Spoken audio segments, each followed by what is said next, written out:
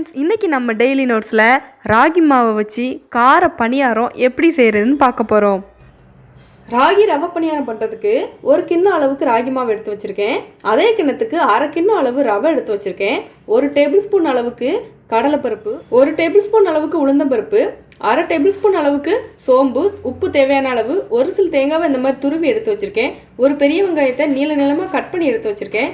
இதை அரைக்கிறதுக்கு 2 தக்காளி, 4 பச்சை மிளகாய், 3 பல் பூண்டு, ஒரு துண்டு இஞ்சி, குக்கிங் ஆயில் தேவையான அளவு, கருவேப்பிலை கொஞ்சம், அப்புறமா கொத்தமல்லி இலையை கொஞ்சம் சின்ன சின்னதாக கட் பண்ணி வச்சுருக்கேன். இவ்வளோதான் தேவையான பொருள். இப்போ எப்படி செய்கிறதுன்னு பார்த்துடலாம். ஃபஸ்ட்டு இந்த 2 தக்காளி, பச்சை மிளகாய், பூண்டு, இஞ்சி இவ்வளோத்தையும் நல்லா பேஸ்ட்டாக அரைச்சி எடுத்துகிட்டு வந்துடலாம். தக்காளி, பச்சை மிளகாய், இஞ்சி, பூண்டை இந்த மாதிரி அரைச்சி எடுத்துகிட்டு வந்துட்டேன். இதை இந்த மாதிரி ஒரு பவுலில் ஆட் பண்ணிக்கலாம். இது கூடவே எடுத்து வச்சிருந்த ராகி மாவையும் ஆட் பண்ணிடலாம், ரவையையும் ஆட் பண்ணிடலாம். இப்போது இதில் கொஞ்சம் கொஞ்சமாக தண்ணி ஆட் பண்ணி ஒரு தோசை மாவு பதத்துக்கு நல்லா கரைச்சி வச்சுக்கலாம்.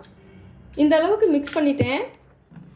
இப்போ இது ஒரு 1/4 மணி நேரம் அப்படியே ஊறட்டும். அடுத்து இந்த மாதிரி ஒரு பேன் வச்சுருக்கேன். இதில் நம்ம துருவி வச்சுருந்த இந்த ஒரு சில தேங்காவை இதில் போட்டு ட்ரையாக நல்லா ப்ரௌனாக ஆகிற வரைக்கும் வறுத்துக்கலாம். ஃப்ளேமை மீடியமில் வச்சு நம்ம இந்த மாதிரி வறுத்துக்கிடுவோம். இந்த மாதிரி லைட்டாக கலர் சேஞ்ச் ஆயிடுச்சு. இப்போ நம்ம ஸ்டவ்வை ஆஃப் பண்ணிக்கலாம். அதே பேனில் கொஞ்சம் ஆயில் ஊற்றிருக்கேன். ஆயில் சூடான உடனே சோம்பு ஆட் பண்ணிக்கலாம்.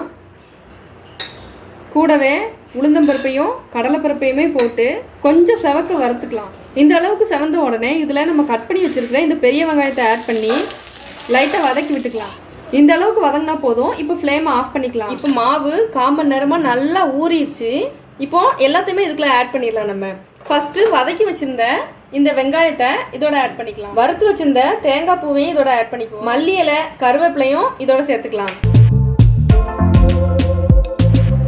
கடைசியாக உப்பையும் ஆட் பண்ணி நல்லா மிக்ஸ் பண்ணி விட்டுக்கலாம் எல்லாத்தையும். பனியாரம் மிக்ஸு இப்போ ரெடியாக இருக்குது. அடுத்து நம்ம பனியாரம் சுட ஆரம்பிச்சிடலாம். இந்த மிக்ஸில் உப்புலாம் கரெக்டாக இருக்கான்னு செக் பண்ணிக்கோங்க. ஒரு பனியாரக்கல் அடுப்பில் வச்சுருக்கேன். அதில் ஆயில் ஊற்றிருக்கேன். ஆயில் சூடாகிட்டு இருக்கு. ஆயில் லைட்டாக சூடாயிடுச்சு. இப்போ நம்ம எடுத்துருக்க இந்த பனியார மிக்ஸை கொஞ்சம் கொஞ்சமாக அதில் ஆட் பண்ணிக்கலாம்.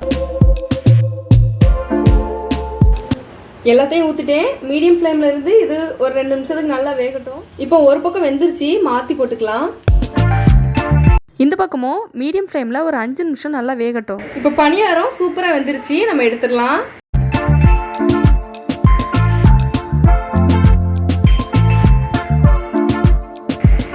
எல்லா பனியாரமுமே நல்லா வெந்துருச்சு, நான் எடுத்து வச்சுட்டேன். அடுத்த ஷிஃப்ட்டு ஊற்றுறதுக்காக தேவைப்பட்டால் ஆயில் இந்த மாதிரி ஊற்றிக்கலாம். ஊற்றிட்டு அடுத்து ஊற்றி நம்ம வச்சுருந்த எல்லா மாவையும் ஊற்றி பனியாரம் சுட்டு எடுத்துக்கலாம்.